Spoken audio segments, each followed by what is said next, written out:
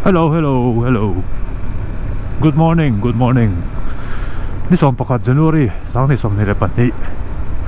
Kalau let velet ta Win hi holiday ni missionary day mo.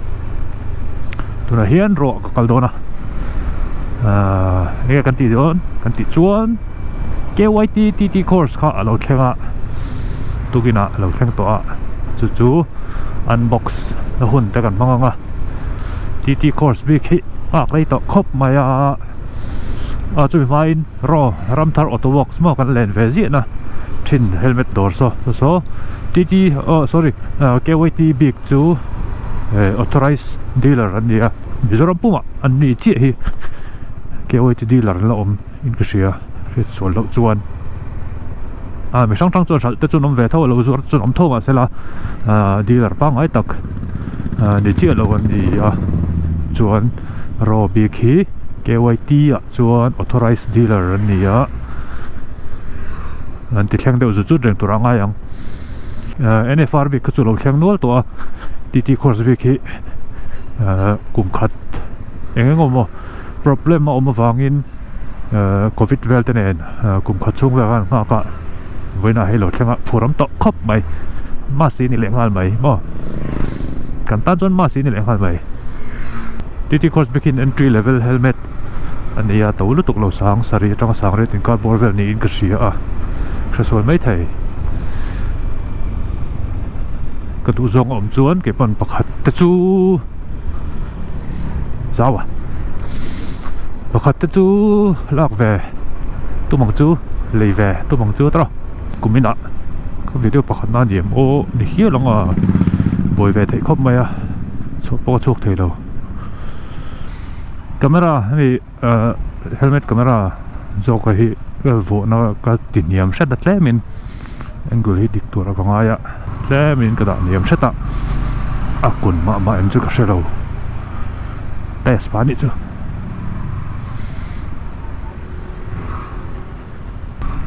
ro hi description a hian an contact number ten bik IG link te polo da ka lo tumanga mo in biak do chuan helmet chang chang nei nia helmet brand cha man to si lo chi te po mo an nei chau mai chang chang do ne hey te hin tiang ur me a KYT mo KYT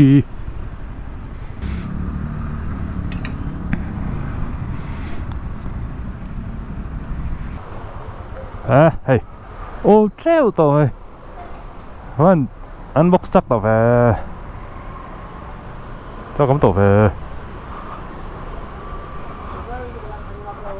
miễn chân khẩn chất mèo với hay vừa lồ chốt xuống đi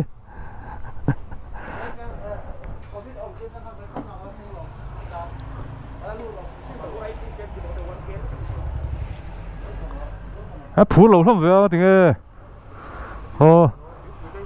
phú lầu lắm về 내가 홍할리라메다. hay. Hết từ là hiện nay tụi ba tên buổi buổi mẹ cả cả không trách tội six piece, mà anh sang cái ông phải chết chịu rồi. Còn không hal đó mày. Không nghĩ là mày đó. Đi nó bỏ sinh chưa? Lê, cái ta tụt một câu. Lê, cái này tụi ba là không đó này. Cái sân chôn là đi đâu mới đi đâu.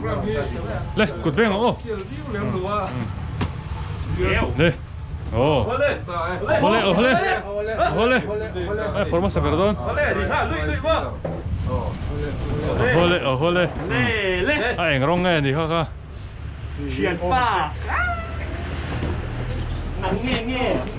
Graphic om chi cả ta tụi là này là chat. KYT nắng tiêu hành tỏ mấy. Này tụi bay là hông mét. Zira tá tu. Bé có xóm thấp, bé có lên thấp mấy. Phun là ổm thấp. Các phun là lên thấp. Ngồi đó này. Sinh nó tá tu này tu. Tu sinh nó tá. Sai mà tá tu. Sai mà tá tu.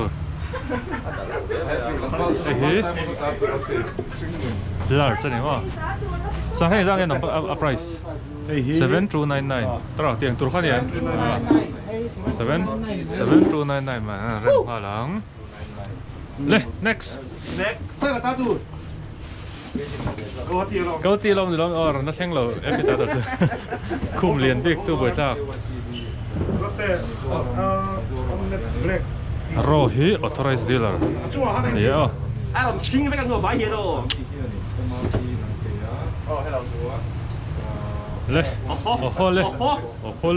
lên xem lệ ra hay chú 390 đâu KTM Combination di cup mà. KTM đâu chắc cái gì 7299 thấu 299. khó matte black cái đó large small khó Dino color Excel kan, hop deh. large small large small khó Yan size.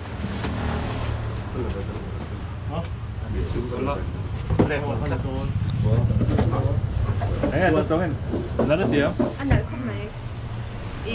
Cái bên này cái bên này nó là anh nào? price này tổ phi thường tốt rồi Hey, dia lah hero staff ni. large có hồn ngay ngay đi lê cái đó tụt luôn á Rồi thì được rồi. Bawa mak lên cup. vô mà lên thấp ai Rồi em. nó có medium không vậy 699 medium này cả Bawa sang sari. Hari ni saya masih sang sari dulu. size nice medium ôi hí đây bây một em chú ISI mặc trong sắp anh ấy mà India chọn bây một là tục chọn OAT 1450 gram thì cái gì cả lấy chân về anh sáng thì này chú cái healer chân này á cái size kia cho nên mà sẽ cái hiện à plain top là đồ cho mình matte black cái khung mà đó này nice small không bỏ hay gì nghe size luôn medium mà hay size à fit chả mà hay hiện là về graphic to visor dum ron thang hona phải cho mọi lẽ rồi đó visor dum hiron kalme ka mà nó thang lâu đâu là nghe gì ra trái 쿠번 누엄 너 속발 medium này cái helmet tu cái hông ang Nó còn cái helmet unboxing cái này Sarah muốn cái helmet rồi. Em ở nghe nhàng ô. nice don't you hey zero tang Đúng. Amet piang lợ rồi. con chủ mà clip phải còn tiền không cũng xin nữa Sarah muốn nó cùng lại hi size hi anh nghe cả. Large này hi.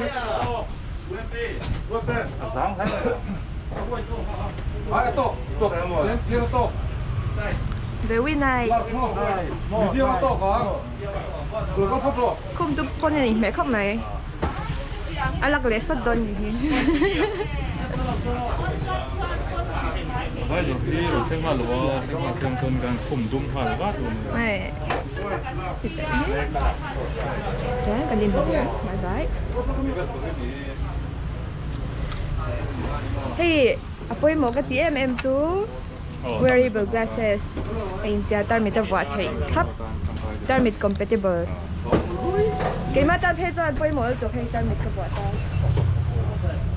ô mẹ ba size tu var khó được ô pro var thì nó hư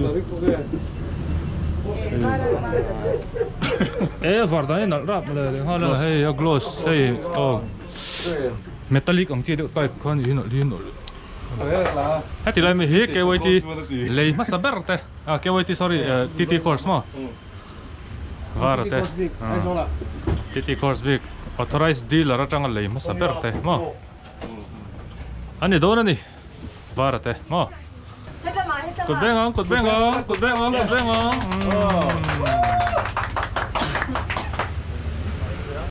cái đó cái thắc chút này var thì cái là về tại lệ dọc xí á nãy rượu không ai metallic white var lung lâu off point đâu đấy rồi vào nghe helmet var cái khung mà sinh phu na po hai tiếng rong hi chu an nal anh sang xin khát sang này lệ sang khá sang này ra sari som nga này cái từ lại hiện lost nằm té con bầu chi rồi về tắt về kéo về thì box về là hay từ lại bút thấy được mình lâu này à direct full boot ang chỉ khan này hay 41 le 43 mà hay ở trong khóc mà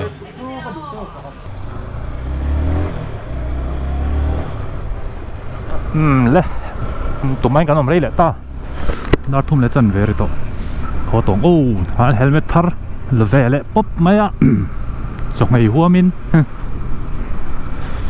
adum kha cái đồ mà sẽ var kan lại pia na helmet dum kan này thấu box cái tiêu var kha anh ti về thui cho nè nghe anh đón đi kha vin video cho nè mấy sẽ là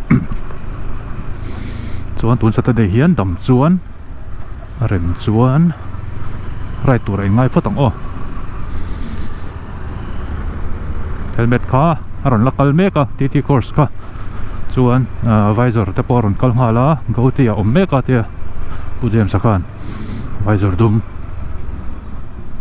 chu du chuan ram thar auto works kha pan mai tur ni e o IG a po an biak thaya ram thar auto works chuan stock pon là này nữa là về khan đi về video chụp tụ tóc phốt tặng ô bye bye next video em lại cho đó nữa